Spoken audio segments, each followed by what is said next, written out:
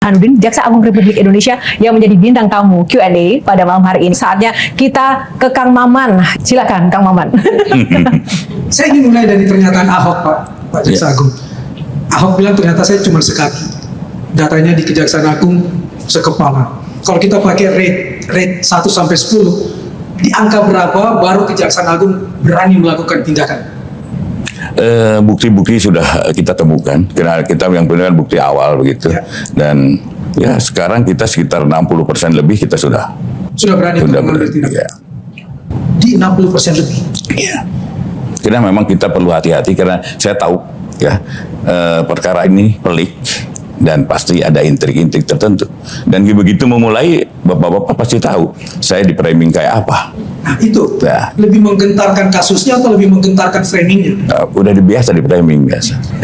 Jadi ya enggak getar, kasusnya sendiri. Kasusnya cukup berat.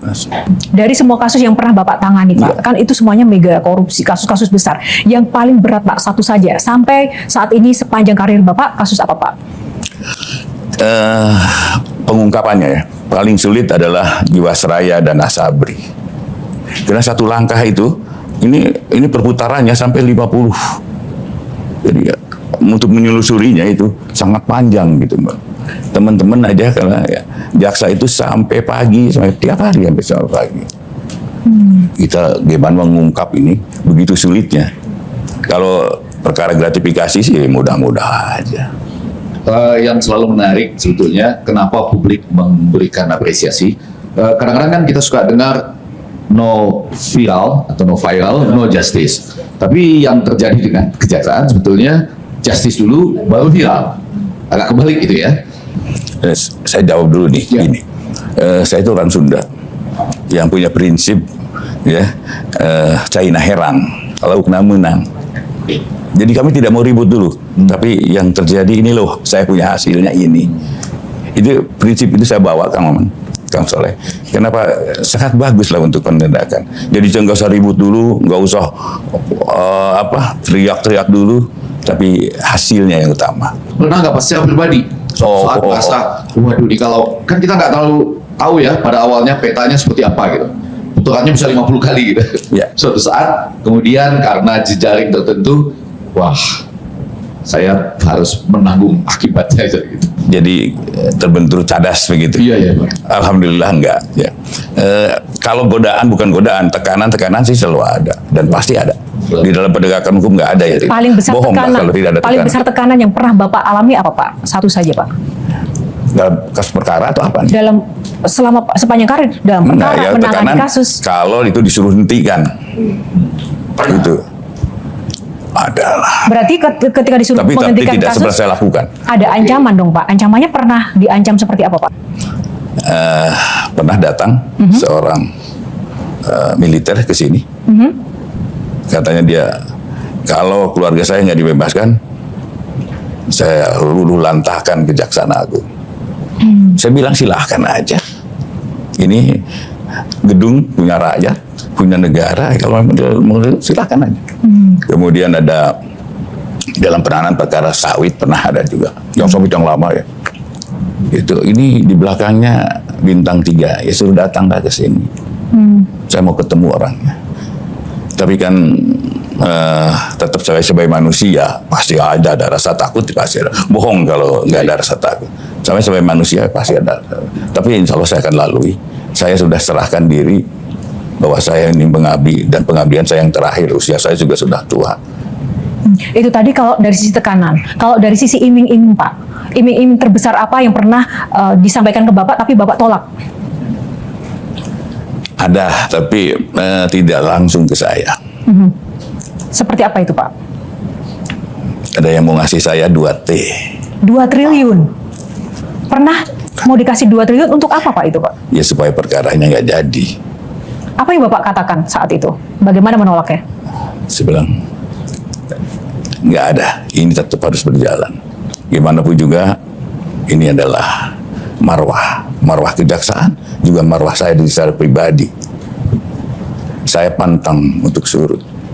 Ya, teman-teman, kembali lagi bersama saya di channel ini. Kita sudah menyaksikan sebuah cuplikan video yang cukup menarik, Ya, jadi kali ini kita melihat ya dan membahas terkait dengan pernyataan dari Kepala Kejaksaan Agung yaitu Burhanuddin yang memberikan penawaran ya, menyampaikan sesuatu hal yang cukup memberikan perhatian publik terkait dengan tawaran-tawaran dalam setiap menangani kasus ya, dalam segala persoalan.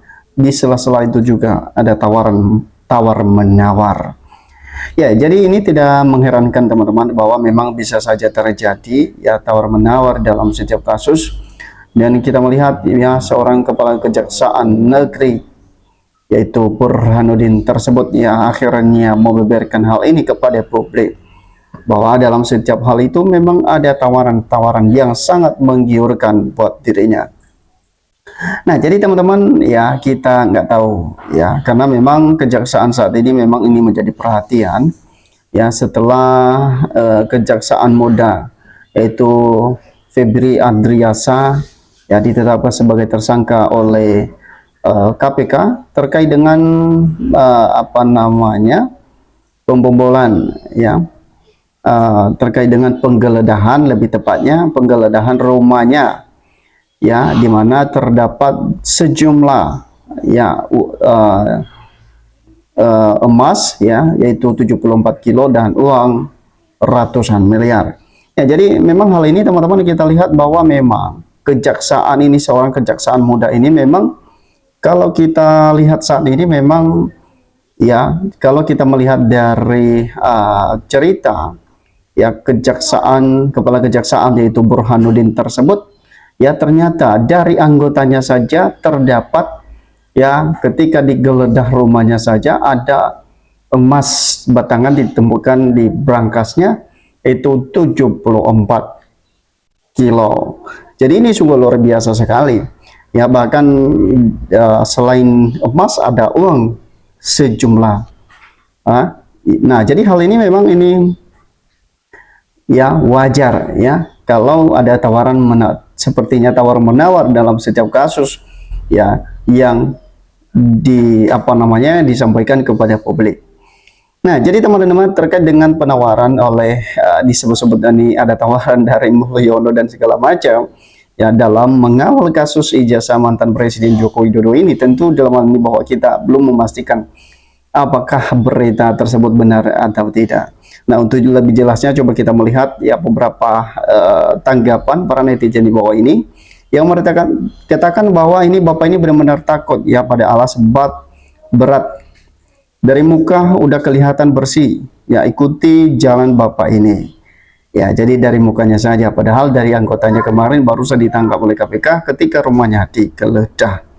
Oke ya, bongkar semua Pak Kejagung dan semoga selalu dalam lindungan Allah, dan semoga Kejaksaan Agung orang-orang yang waras bisa memimpi hukum dengan baik, punya moral etika untuk rakyat dan negara kita, bangun setiap desa, semua desa di negeri kita ya. Jadi Pak Kejagung mantap, lanjutkan, jangan takut, rakyat waras di belakangmu, salam pejabat waras ya. Jadi ini sangat luar biasa teman-teman ya, para support dan para pendukung dari kejaksaan tersebut ya. Tapi walaupun kita melihat bahwa dari salah satu anggota atau anak buahnya saja ya terdapat juga ya tidak lama dan selang dari waktu itu akhirnya dari anggota kejaksaan muda tersebut ditetapkan sebagai tersangka dalam penggeledahan yang dilakukan di rumahnya. Ya, jadi tapi Mulyono memperkaya orang lain kepada tidak ditangkap Pak Jaksa Agung, dan tentang uang Asbri yang mengancam orang Jatim tapi dekat dengan istana ketika itu. Ya, jangan takut Pak, rakyat mendukungmu. Kebanggaan orang ya dikatakan sama-sama merusak lingkungan. Ya, jadi kasus Raja Empat tidak dibuka. Kenapa? Seperti kasus Bangka Timah. Jadi teman-teman memang ya kalau kita melihat ya semua para oknum ya pejabat tersebut sepertinya kong kali kong ya sepertinya. Jadi ya tidak mengherankan ya kalau misalnya ada kasus di lain tapi tidak seterbukanya seperti kasus Timah yang digeledah di berbagai daerah, dan kita melihat bahwa memang ini mestinya hukum harus hadir ya di tengah-tengah ya terjadinya kasus-kasus yang cukup viral di negeri ini. Bahkan lindungi yang ingin berbuat baik, jaga kesehatan dan keselamatan. Ya. Intinya ternyata dalam militer ada oknum pejabat yang masalahnya backing negeri terus kerjaan apa lupa tupok TNI. Ya, jadi siapa yang menjatuhkan diri sendiri, otak cerita sandiwara. Oke, ya tekanan itu adalah emas, berlian dan emas dan berlian.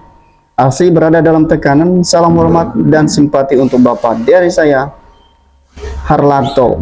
Ya, jadi orang sudah hebat ya, Pak Burhanuddin.